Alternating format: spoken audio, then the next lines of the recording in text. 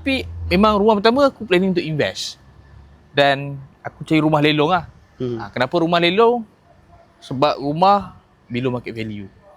Sebab dia sebab bila hang join jadi ejen tanah ni, hang macam-macam exposure lah. Macam-macam exposure hang akan jumpa. Contoh hang akan jumpa orang yang buat flipping, orang yang renovate rumah, owner-owner semua. Macam-macam orang hang kenal.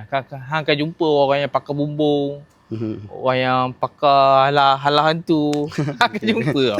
Halah hantu ada. So ada kawan-kawan tu tau. So bila hang jumpa kawan-kawan tu, hang akan mula tanya-tanya, ni kalau macam ni berapa modalnya, berapa kosnya, apa semua kan. So hang dah nampak jalan tau untuk buat satu rumah, untuk jadikan lubuk duit untuk hang.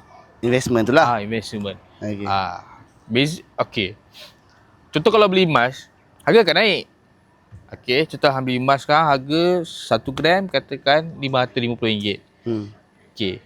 Kalau hang nak jadikan dia aset, hang kena jual lah. Baru jadi aset. Betul. Tapi kalau rumah, hang beli, hang boleh sewakan rumah tu. Sewakan Hang sewakan lah rumah tu kan. Tapi kalau emas hang beli, hang tak boleh sewakan.